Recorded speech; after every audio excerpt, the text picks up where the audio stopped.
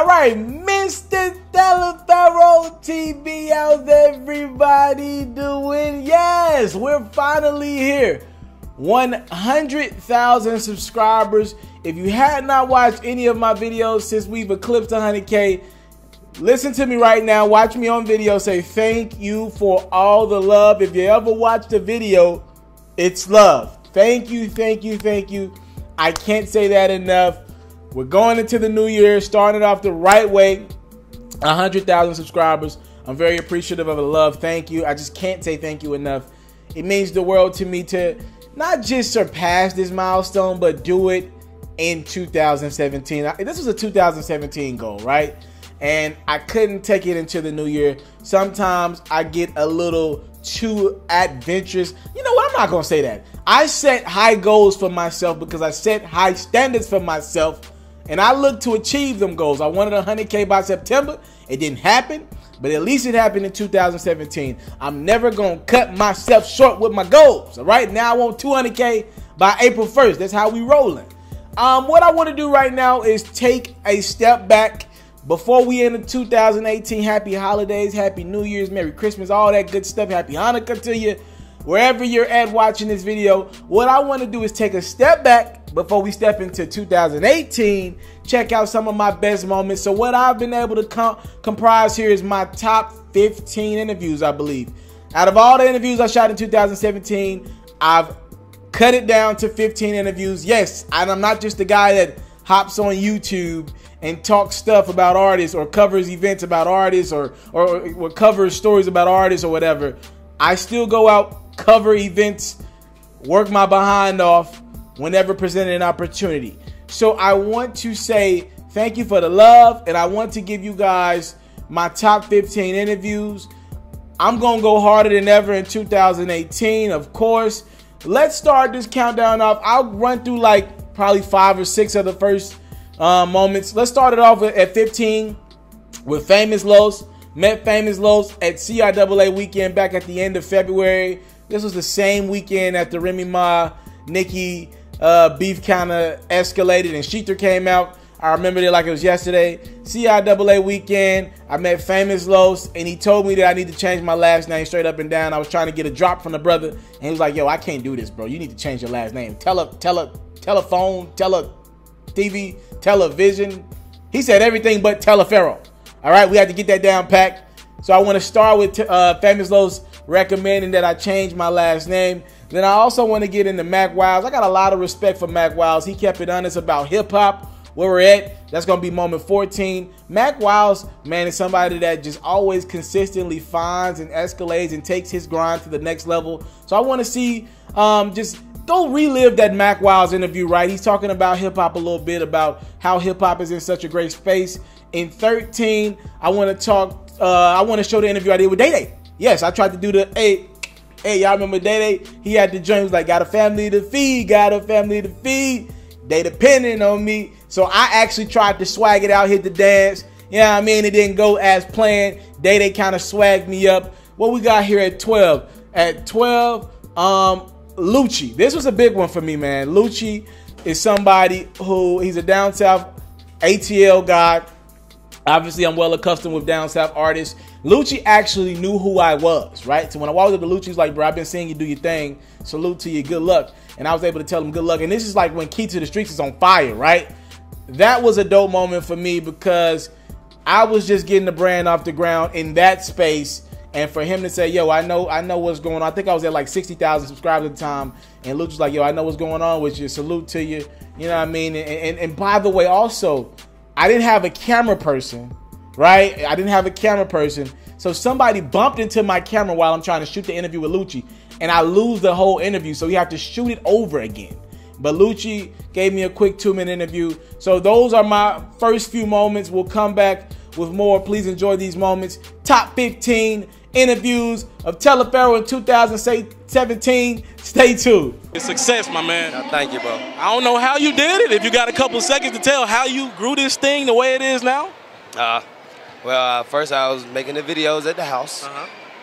I signed with an agency, my manager, and they helped me out. It's your boy, Famous Los. We out here in Charlotte. Shout out to Mr.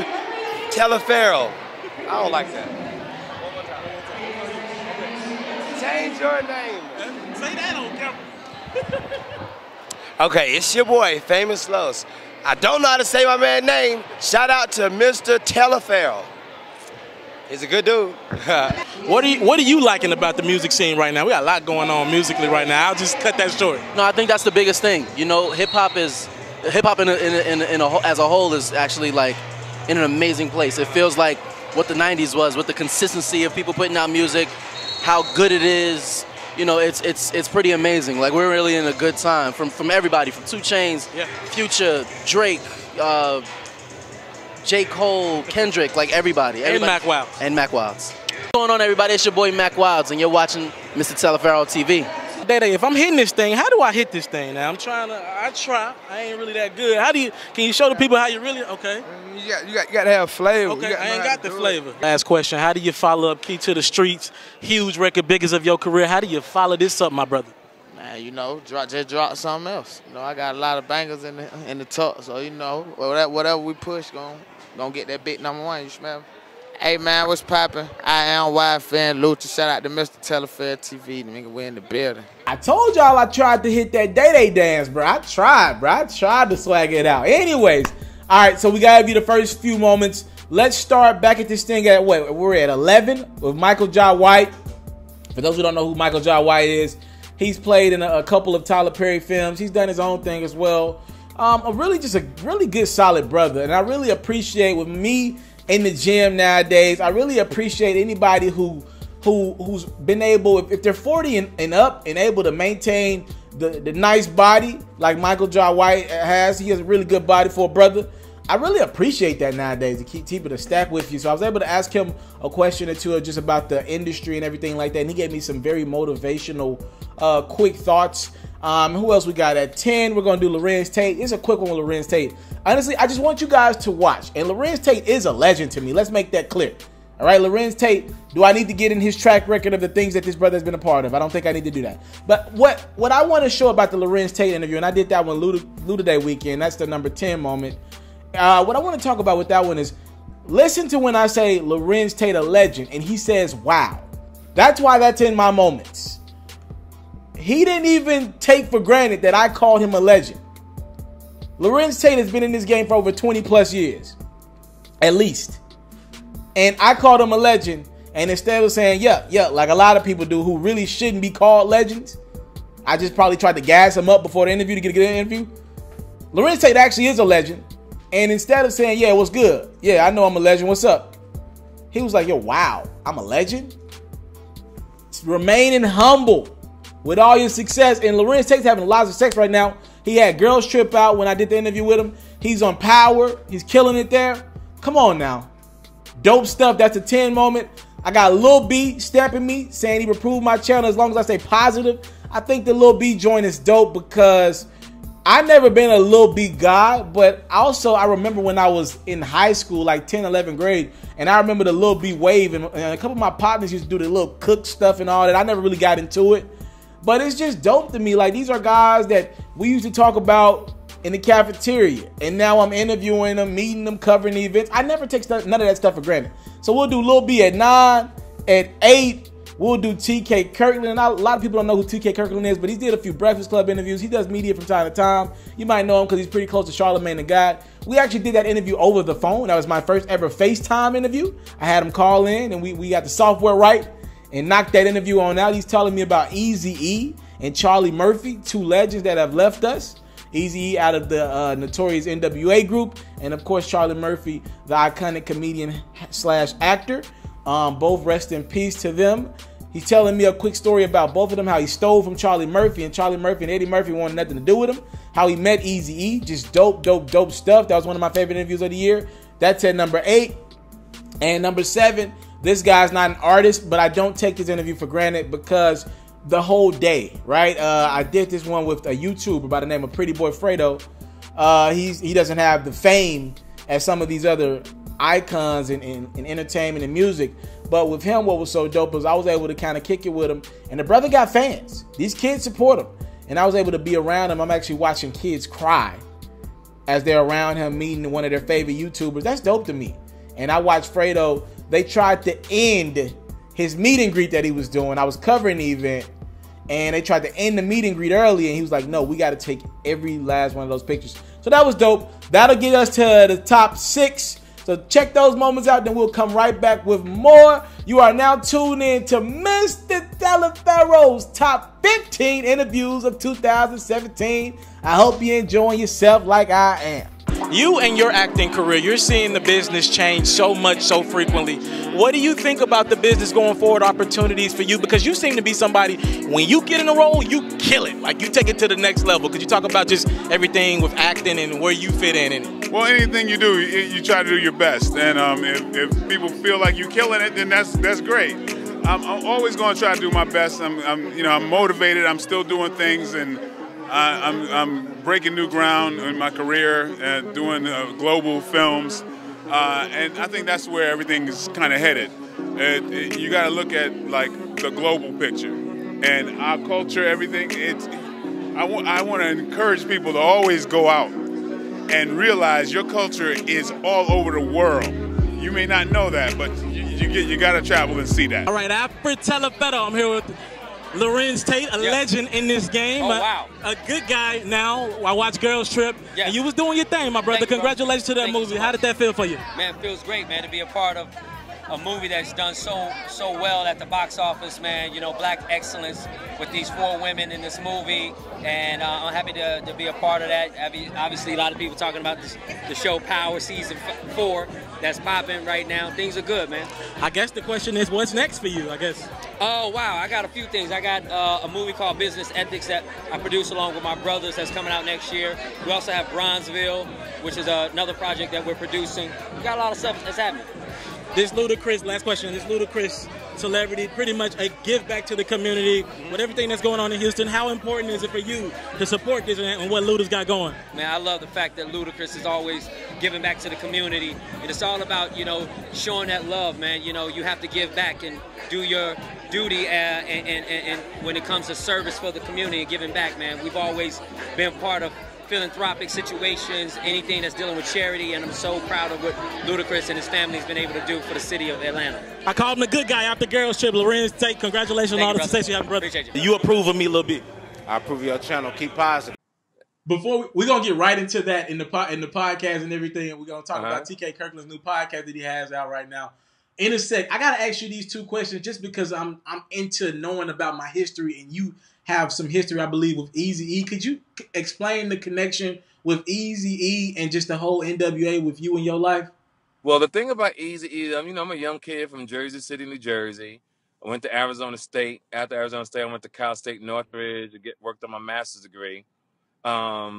It's strange what happened to me in my life. I had a huge fight with Charlie Murphy in his house. Well, not in his house. I stole his Rolex. I've heard this too. They found out about it. We got into a fight, and somehow, some way, I turned the negative into a positive. Started doing stand-up comedy.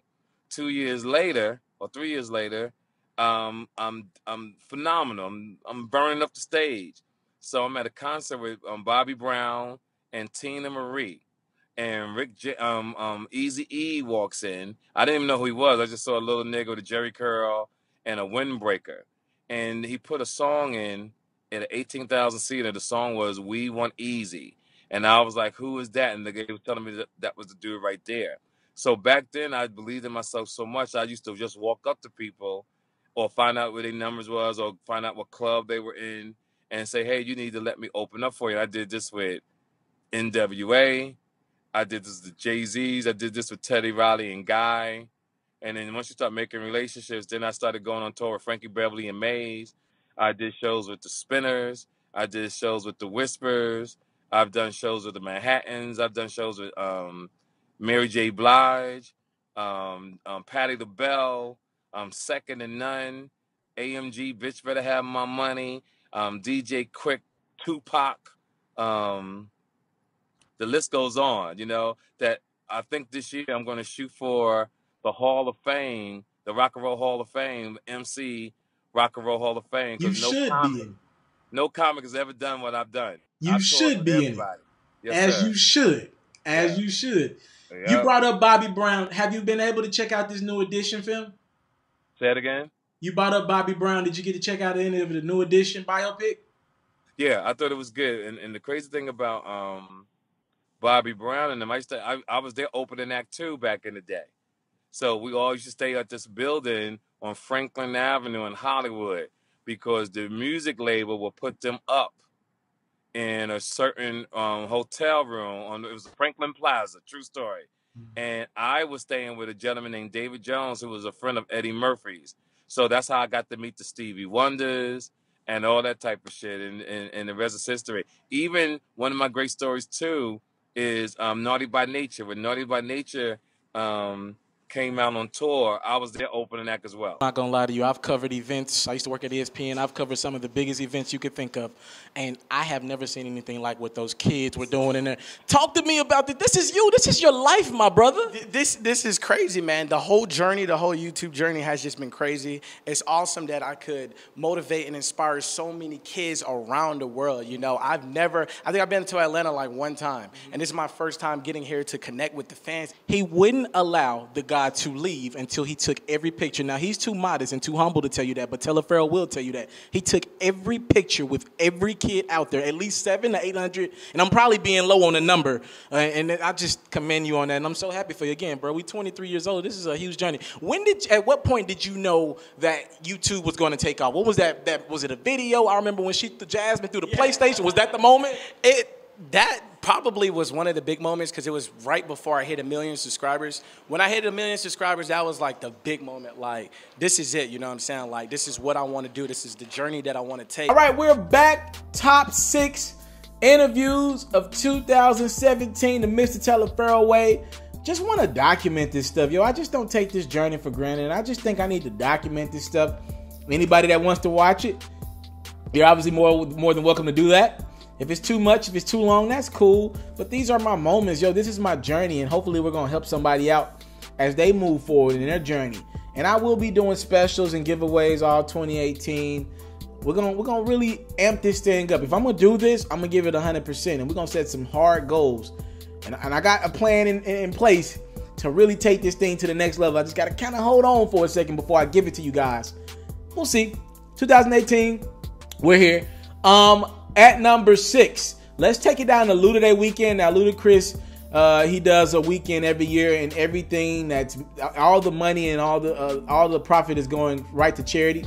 And Ludacris, he does a great job in Atlanta. He has a day here in Atlanta, and every year he does it one weekend of the year. It's in the summer. He does or it's in September rather. And he does just a weekend of just stuff like it's a bowling event, it's a celebrity basketball game, which is the big event, right? He does like a golf game. He just does a lot, and I always thought that was dope of Ludacris to do a weekend. He brings a ton of celebrities in town.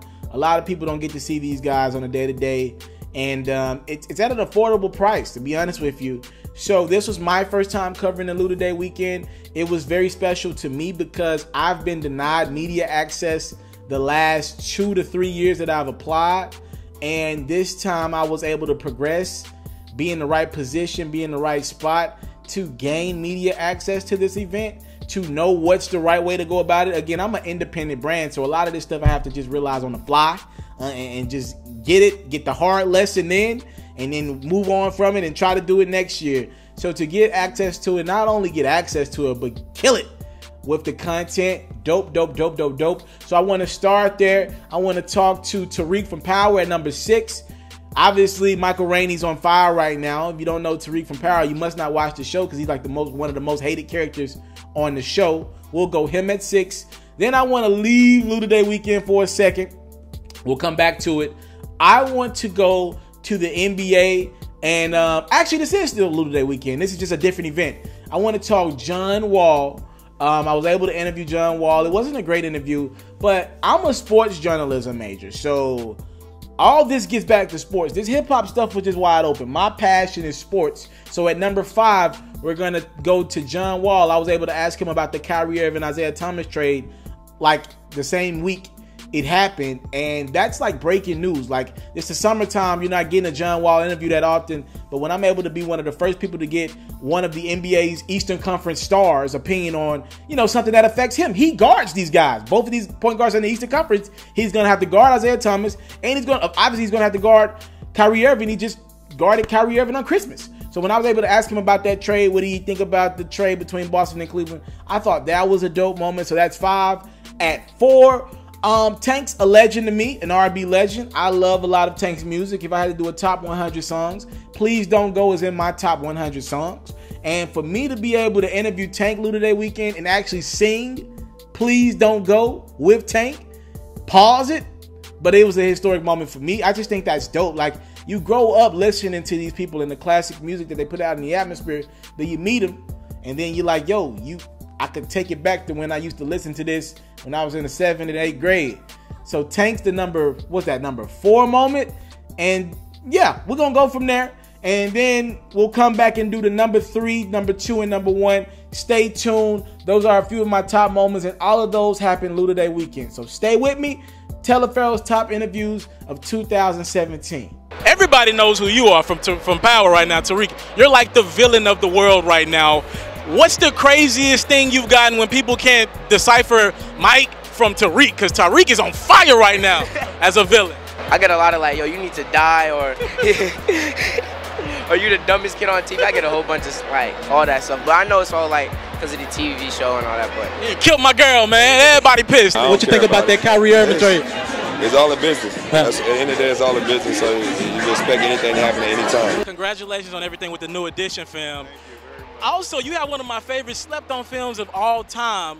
Gosh, with LaToya Luckett. That's one of my favorite films. Yeah, it's not slept on. It's not slept on. It's, I mean, from schools to churches to everything. Like, that's one of those, it's like a teaching tool. The Preacher's Kid movie is. So I've been shocked and amazed how many kids run up to me and say, look at Devlin. I'm like, hey, you know, but it's a teaching tool, and everybody should watch that movie if you're young, and it's about self-esteem and about self-love, and it's about all these things, man. So it's a great movie. I'll finish up here. Have you been getting a lot of backlash for the role you played in New Edition? You was pretty mean as a manager now. I wasn't the manager. I was the label owner. So I had to protect the interests of the label and the label's money. Now, what everybody don't realize is that as Gerald Busby, it was up to me to keep the group together. And by me keeping that group together, you have what you have now. New Edition touring right now. True. If I hadn't have done that. If it wasn't for you. If it wasn't for me. Thank you for your time. I want to finish with this, though. Everything going on in Houston right now, how big is it for Ludacris and this weekend to give back to the community? It's amazing, man. I mean, we have so many friends and, well, people that we would call family down in Houston, man. So I'm doing my part to, you know, directly impact the people that I know that need help. And we're also doing things in the community to help those that we don't know as well. So it's going to be a great effort, man. If you get a chance, follow Pastor John Gray. He's got a really cool movement going on. Be the bridge, and get with us, man. Let's help rebuild this beautiful place, man. R&B legend, got one of my top 50 songs all time. Please don't go. I'm gonna sing like All right, we are down to the top 3 interviews of 2017 for Mr. Taliaferro. All right, so at 3, I'm going to take it to Memphis. Obviously, I got a lot of ties to Memphis, and y'all know I rock with Memphis the strong way. This artist was an artist that I knew he'd be a big player in this game. I didn't know it'd be this soon. I just knew he had all the goods. Now, this interview actually took place like around Christmas last year. So, well, actually, yeah, it took place December last year. So probably around this date last year. Obviously, it was too late to kind of put it in my top ones for the year last year. So I said I'll hold it over. This is Moneybagg Yo. Now, why this interview is so special is because I was one of the first people to do a real interview with Moneybagg Yo. It's accumulated about 50,000 views online. It's a dope interview. It's Moneybagg Yo and me just talking open, honest conversation about him signing with Yo Gotti. Moneybagg, I kind of told him how, yo, there's a lot of artists or a lot of fans against your movement right now. And he told me like, yo, just ignore the hate, bro. We're going to make them believers. And rest behold, a year later, you can't go anywhere without listening to Moneybagg Yo, a record from some form of fashion, especially down south. So I'm very proud of Moneybagg Yo. This for me is just a special interview because I know how big the brother's going to be. I'm telling you, he has a trajectory that's out of this world. So for number 3, I got my interview with Moneybagg Yo, and it's a classic, ladies and gentlemen. Check it out. Top 2 moments. Taliaferro interviews 2017 on the way. We watched the video of you guys signing, put $250,000 to the best of my knowledge on the table. Yeah. Was that a bit of a shocking thing, $250 on the table? It motivated me coming through that. You know what I'm saying? Thumbing through that cheese. You know what I'm saying? It made me feel good. You got to understand where I come from. Absolutely nothing. Ground zero, you know what I'm saying? So that was a real, you know what I'm saying? Yeah. Of course it shocked me. I'm like, damn, is this real? When I talk Moneybagg, for those who don't know, I've told them this countless times, at least a couple times. Let me stay humble. I told him he's, to me, the best lyricist to come out of Memphis, Tennessee since Don Tripp. I'm just going to be honest with y'all. When you talk lyricism, Moneybagg is there. I might have asked you this before, but as far as lyricism, can you talk to us about your music making process? Are you freestyling? Are you writing anything down? Like, I kind of mix it up now, you know what I'm saying? I get to myself, I can't just give them, because they already biting on it. So, you know what I'm saying? So I can't just get a whole recipe out. But, you know what I'm saying? I do kind of still write in a formal way. Then I go on. It all depends on how I'm feeling, big bro. You feel me? Yeah. However I'm feeling, just how you get it. You know what I'm saying? So, for music, for you going forward, working with people, anybody on the top of the mind that you want to work with, somebody coming up. I feel like you've been asked this 100,000 times. Who do you want to work with? Who's Moneybagg? Preacher and Drake, and then I like Young Thug, because he creative, like how he do his thing. I kind of like it. Hey, one time to the homeboy, Taliaferro, you already know I'm rocking with you the 2 federal way, the long way, CMG, Bread Gang, Moneybagg Yo. Was popping. All right, the number 2 moment for Taliaferro in interviews has to be David Banner. And David Banner is a very interesting one. First and foremost, it was my first time going to my campus that I graduated from, the University of Tennessee. It was my first time going to the campus in quite some time. I did a little event. I think they were doing like an NAACP event or something like that. I covered the event. I learned a lot. I was able to sit in on a lot of sessions, cover that event for a couple of communities in that kind of work with African Americans. Y'all know we're the minority there, and only make up about 10, 15, 20% at the university. So it's a tight-knit family. And for me to come cover that event for them and be able to get that one-on-one access with David Banner, we did like a 20-minute interview, and we just kind of followed him around after he talked, because he can talk. And I'll be honest with you, watching David Banner speak, I didn't agree with a lot of what he said. Like when he did the speech in front of the people, they booked him to do a speech, and he spoke in front of a few hundred people.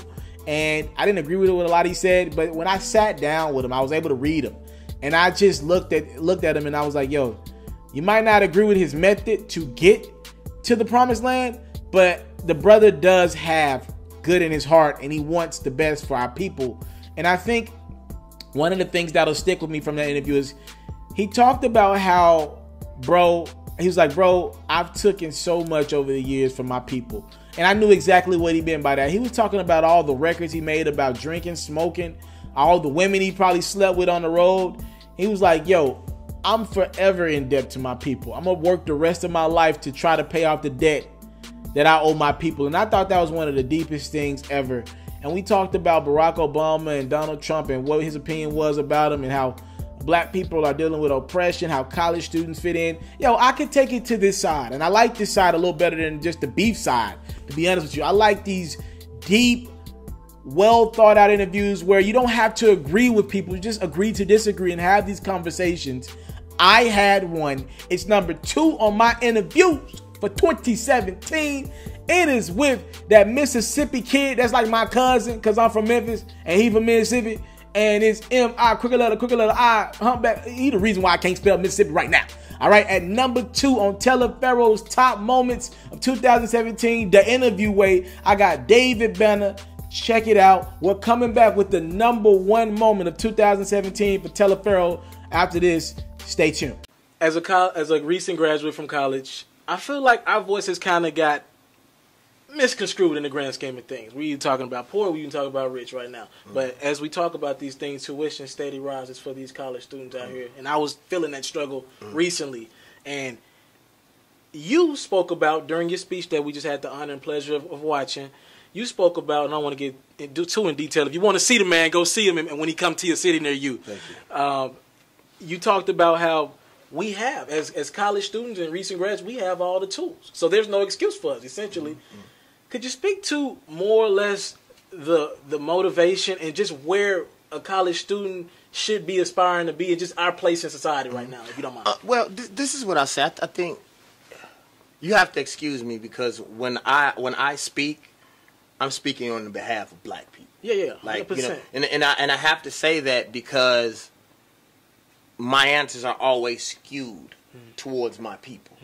You know, even when it comes to me speaking in general, because I can speak pretty well and because people listen to me, everybody tries to come to me for all of these different reasons, or they want me to come speak for these different reasons.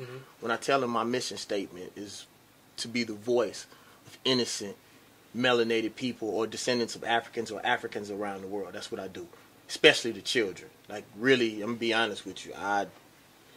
From birth until you graduate from college, those are, and I don't care if you're 29, if you're still at school, you're a child. That's how my mom was. As long as you're in college, we'll pay for something. Or you can come here and eat. As soon as you graduate, you cutthroat city. So what I want to be clear about that, so when people hear my answer, understand it's always for our people. I think part of the problem is we are still following the American dream, and the American dream was not for us. Our parents lied to us. Eating your vitamins, praying, and doing the right thing is not going to make everything all right. This world is a lie. Most of the things that America has taught us is a lie. Stuff don't work the way that we think it worked, the way that our parents taught us.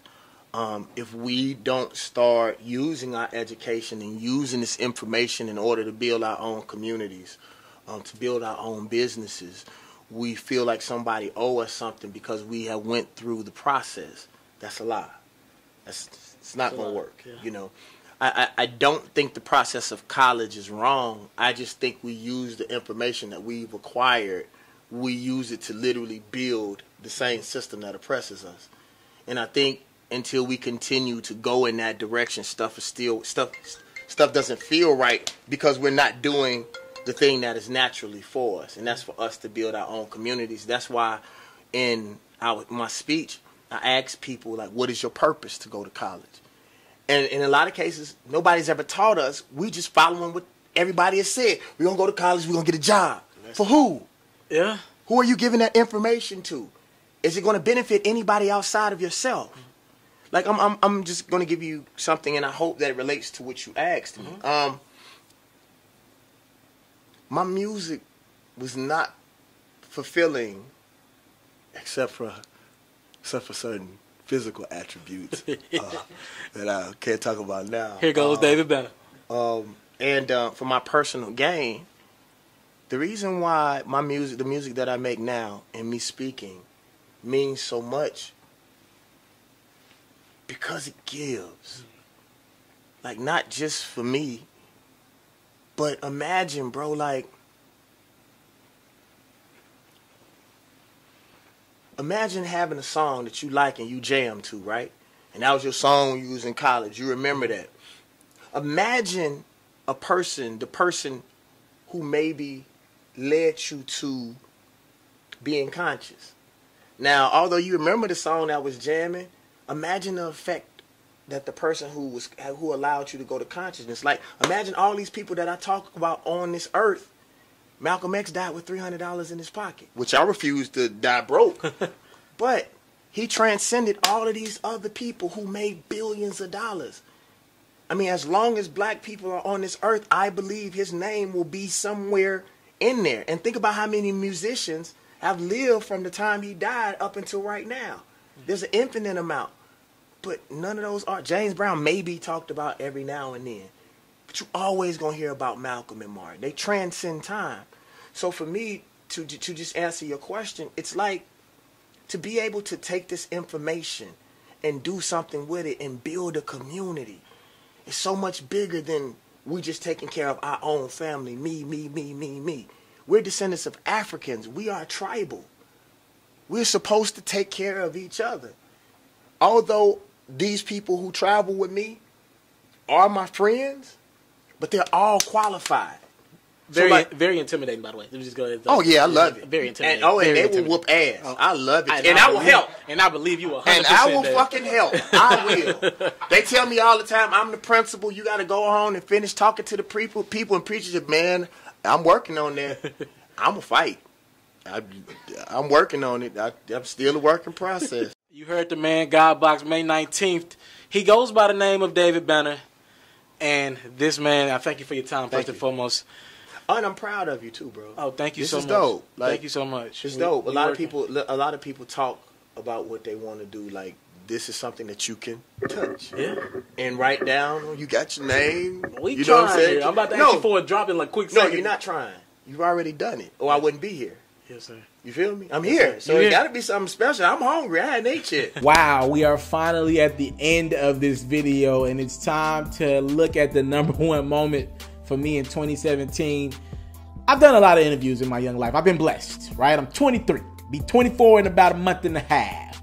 I've done a lot of interviews in my life, and none ever happened or was set up the way that this one was set up. I won't give away names and all that, but I have a relationship with a couple people in Youngster's camp, and I was able to communicate with Youngster and it was camp, and his manager was like, yo, let's do a meet and greet. So in like a 3-hour span, I don't go to UTK anymore in Knoxville. That's where I graduated from. I don't go there anymore, but I still know people. A lot of people know me as well. So in like a 3-hour span, we got to promote a meet and greet. The only way I get to interview with Black Youngster, I knew it was going to be a big one, is if I get the meet and greet worth him and his team's while. All right. I'm telling y'all some inside stuff here. Inside Taliaferro. And we set this meet and greet up, right? I pull up to the meet and greet, talking to Youngster team. They're like, we on the way. We just got out of the airport. We on the way. Nobody's out there really for the meet and greet. A couple minutes go by. See a couple kids come out there. A couple more minutes come by. A few more kids come out there. So I'm not lying, y'all. In like a 30-minute span, it's like 400 to 500 people outside waiting for Black Youngster to pull up. So now I'm in that spot like, yo, this nigga better show. Like, you know what I mean? You better pull up, because I got like 400 or 500 people that are going by a tweet from me that saying you're going to be here. Can you pull up, please? So Youngster and his camp finally get there. They do the quick meet and greet, and he shows love. He does the dance with him. You know, he got the record with Yachty at the time. They were doing the dance. It was dope. Then we take it later that night in the hotel room. Youngster and them got a show in Knoxville. So they were pressed for time. Everything went wrong that day. My camera batteries went out, and I had to take care of that. Trust me, that'll never happen again. I just had a lot of crap going on, right? Everything. That's why I look so awkward in the interview, because I'm looking at my camera situation. My camera guy's trying to figure it out for me. It was a lot going on. We shoot the interview. It is by far my top moment of 2017, not even close. This interview has accumulated over 1.2 million views, and that's combined in the actual interview has did over 600,000 views. And we clipped a couple videos, bits and pieces from that interview, and those videos have went on to do like 300,000-400,000 views. So I got about 1.2 million views worth of content that comes from this interview. It's Mr.Taliaferro. It's Black Youngster. It's him opening up about the city of Memphis, where he's at with it right now, the hatred that he's getting, the love that he's getting. He's talking about Yo Gotti, Young Dolph. He's talking about all of it. It is my biggest interview to date. I'm so proud of it. So proud of my grind in 2017. And not to mention, I got $1,000 in the interview. Let's not forget that. All right. I had a lot of people saying, what in the heck you get $1,000 in the interview for? So check this out. My top interview of 2017. Let me introduce it the right way. It is Mr.Taliaferro. It is Black Youngster. Check it out. You know what I'm saying? Like this shit right here was gonna happen regardless, with or without got it. I was gonna be rich regardless. You know what I'm saying? Like when Big Homie first came to me, Big Homie told me I'm the only artist he ever signed that had the money, the type of money I was dealing with when he signed me. He was like, "Nah, you the first artist I ever signed. It was already straight." When you talk Gotti, the relationship you have, I just heard you, I think it was All New Hip Hop. You just said Gotti don't make no money off you from shows and nothing like that? No. What is his incentive to have you sign? And I guess is the question. You got shit to sell, like Okay. records. You got records that sell singles.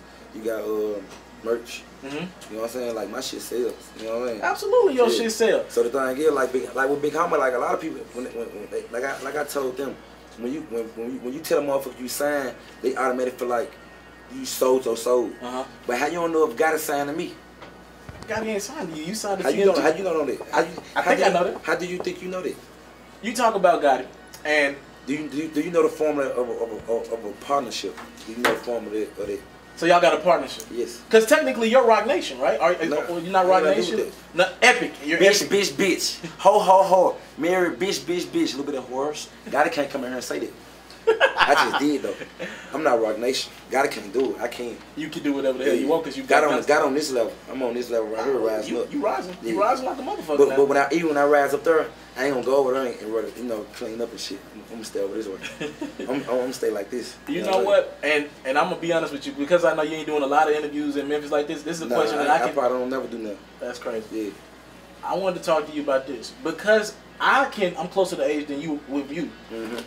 I grew up on Gotti music. That man right there was one of the first people to give me one. I just talking about that beat with Brand Mims, your manager. My manager. Who I got a lot of richest managers out here. Shout out you broke ass managers and shit too. You know what I'm saying? He was one of the first people. I don't know if you noticed. He gave me a birthday bash shot. We outside of the club. He lets me in. I'm outside of the birthday bash. He lets me in. Oh, Gotti jump.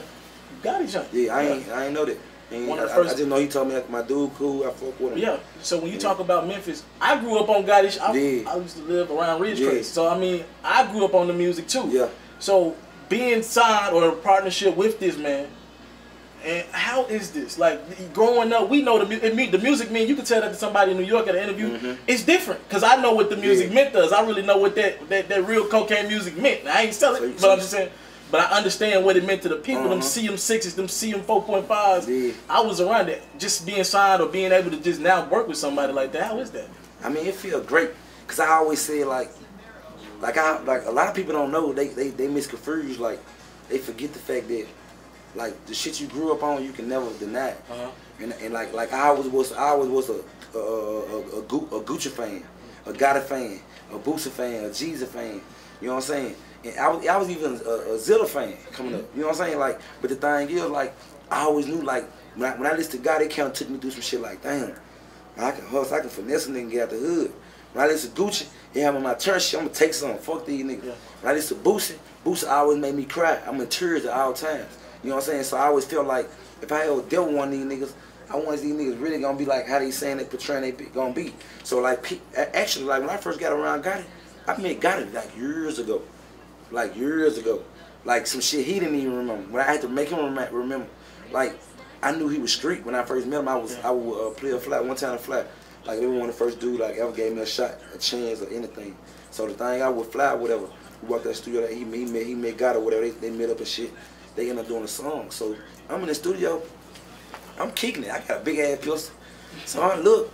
I see Gotti, he strapped. So I'm like, I'm finna really see what type of nigga he is. You know what I'm saying? So I'm a young nigga. I'm finna like, I ain't gonna say I'm gonna test you, but I'm gonna test you. I'm gonna slick throw little signs and see what you really about. And it's like back then when Gotti like with the shit. So people don't even understand what you mean by that when you say with the shit. So somebody going to get some food. They had a run in the studio going to get the food. He was like, young nigga, you hungry? I was like, nah, nigga, I'm straight. You know what I'm saying? Like trying to act gangster shit. So he looked at me and shit. So Zilla come get fly. They go in the other room and shit. So Gotti was like, man, ordered this when I knew he Sprite no ice, all this shit. He ordered food, fish, all this shit, Sprite no ice. So I'm like, pick this. Let me pick this nice ass nigga out. You know what I'm saying? I'm sitting back like, let me pick him out. So I was like, fly leave. It's just me and Gotti here. I'm sitting out on the couch, big ass pistol. So I'm thinking he gonna be on some paranoid ass shit. You hear me? Yeah. So man, I done dropped the strap and everything, like all type of shit. Yeah. Man, some kind of way, I ended up falling asleep. Waking back up, it was just me and him still in the studio. So I'm like, damn, fool, where everybody go? You know what I'm saying? He like, young nigga, I think they in the other room, young nigga, you know what I'm saying? You know what I'm saying? Talk to me shit. I like, hey, bro, you been not for real, bro? You be out here and shit, fool? And he was like, you know what I'm saying? He wouldn't answer my question. So I'm like, I'm asking him shit. Bro, you don't be flying in no raps and shit, you know what I'm saying? I'm just asking him shit. All the cocaine. Yeah, I'm like, bro, you ain't out here lying. You ain't out here flying none of this shit, bro. You know what I'm saying? So he never answered my questions. He never answered my questions, bro. But my whole thing, what I'm trying to get to is, for me to be a stranger in the studio with this man with a gun and everything, I dropped the gun, all type of shit, I'm asleep. Like, for me to be in here with dude, another shake ass nigga would have got aggravated and be like, oh, bro, somebody need to get in here with me secure. You know what I'm saying? And I peeped it then, like I said, I'm right here in the streets. Like, nigga can't tell me shit about dude. He don't know nothing about me. I could have shot you in your back. You know what I'm saying? You don't know nothing about me. Memphis? That's what I'm trying to tell you. So, and it's back then when he with the shit. You know what I'm saying? But the thing is when I knew hum was 100. So I always said, like, if God ever came to me, I'd sign. You know what I'm saying? If the right situation came about and when Big Homie came to me, we done the deal. You know what I'm saying? And the right situation came about. So it's an honor to work with him. To get, you know what I'm saying? To get past everything I just said. Feel that, Gotti. I know you're gonna watch this interview. You next on my list. How you ended the Breakfast Club interview? Yeah. This is the way I look at it. I'm all about morals and right is right, wrong is wrong. Now, you counted money the whole interview. Yeah. Which one? I just want the one I did with. Yeah, with Mills and Gotti. Yeah. You counted money the whole interview, and you ended by giving them about a rack. I think a piece. Now this my logic to this. Yeah. Youngster, these are guys who have made it successful. All of them got different platforms. Now Taliaferro doing this thing. I'm doing my thing. A lot of interviews, a lot of money coming in. Yeah. But I ain't no damn Breakfast Club. So I'm, trying to put one and one together here. You know, nephew Taliaferro could use just something, just something. Cool. Set them up. Youngster, we gonna keep the legendary shit going out. Tell what you can use. Just anything, whatever you could afford. Youngster, don't let the clothes fool you. Do them phones. Don't let them fool you. You know one thing about me. Like I'm all about making history. So like it's like if we did the same thing over again, would it be making history? Because I already made history. Well, we can make more history. You can always up the ante a little bit. I don't know. I think I'd rather do something bigger with you, like give you a free concert or something. Like I'd rather do something to make it make sense. So tell me what you think. I like it in interviews like this. I can't do this with everybody. I think like, cause I always told B like I wouldn't want to be the greatest entertainer. So I was in like every interview I do, if you just really pay attention, I always do something different in each interview. Okay. Like I do something. What's my thing? This not gonna be my platform getting bigger. What's my thing though? I need something, y'all. So the thing is, what I do is, me, you, and Bill, we'll get together and put something together. Something to figure out. Cause I actually like how I came to school and how they showed me love. So we probably do something with the school. I got pulled like that in a few places. Yeah. I want to do it here. You want to do it here? I want to do it here. So I don't get a check, but I get the school a free concert. That's what really came with. I don't get anything. The thing is, it's just about doing something different. Like, what size shoe you wear? You know what I'm saying? You can get your $1,000 shoes, $1,000 shoes. I'd rather do something like that. I'd rather do something different. Don't let this jacket fool you. I'd rather do something different. Youngster, don't let this MrT.com merch fool you. By the way, my website drops April 15th. Don't let this merch fool you. Youngster, I could really, just end it like, you want to do something with your heart? And I can believe you. Can't envy got all them damn cars. Charlamagne got their damn show. And I can believe you. And I made history when I did that. They don't need my money, they're rich. Do you know how much history you can make? And we see 2 people from Memphis. Youngster helps young YouTube. I just think what you need help with? I just think right now with all this on the table, you didn't bring it for nothing. I'm just thinking. I actually grow money. Like when it come like that, I make another one come every time. You see what I'm saying? Maybe to be fair, I actually grow money. Well, youngster, maybe to be fair, just a rack. Just help on nephew. Can you get this man a rack for me? Can you get this man a rack? Can you get to him now on camera? I can get it. You can. I don't like count my money. Can you count a rack out? Oh, are you letting me? Because I don't want to get. I'm gonna let you count a rack out. Oh my goodness. I'm gonna let you count a rack out. Oh my goodness. I don't count my money. I don't count my money. Oh Lord, how much? I'm college educated now, so I don't count the money. But it's been a minute, B Mills. Let me hold the mic for you. Let me hold the mic for you. 20, 40. You're gonna be all days. Nah, I got you gotta run through it. I ain't used to this kind of money. I ain't even. This is about a rack. This about a rack. I don't count the money. Money counter. Shit, my little nigga now. This is actually about a rack. Huh? This is about a rack. This is a little less than a rack, but I'll take it. Take it. We rich. Lord have mercy. Lord have mercy. Hey, you know what's going on? Young nigga shit. CMG shit, nigga, to the devil. We gonna die about this shit. Lord have mercy. Oh, Lord have mercy. What they talking about? What's up with the club? After Taliaferro, Mr.Taliaferro TV. Oh, Lord have mercy. Black Youngster just gave me $1,000. Oh, Lord have mercy. We out here, man. You know what I'm saying? Thank you, bro. Gang shit. All right, y'all. This is all I got of the $1,000. This is all I got left. I ain't got much of the $1,000 left, but I promise I did some really good with it. I promise you that. And hopefully I'm able to do better things with the money that I get in the future. I'm not the guy to just speak on what I did with it, but I did something really good with it, with the money. That's all I got left from the $1,000. I'm joking. No, seriously, all just aside, thank you to Black Youngster, and thank you to everybody. Let's run through that list again. Salute to everybody that I've met in 2017. I just met Big Tigger. I met Charlemagne at some point this year. That might lead to something more big, more positive for me in the future. I met a lot of good people and a lot of non-celebrities that I met, dope people in 2017 that work hard in their day-to-days. Salute to everybody. Youngster, David Banner, Moneybag Yo, Tank, John Wall, Tariq, Michael Rainey. Well, who else we got? Michael J. White, Fredo, TK Kirkland, Lil B, Lorenz Tate, Lucci, everybody that make this list possible. Who else we got? Man, Day Day, Mac Wilds. Yo, it was a huge year for me. We're only getting started. If I was able to do this in 2017, now the platform is growing. What y'all think I'm finna do in 2018? You gotta stay tuned. You know you gotta subscribe to my channel to get that exclusive content first.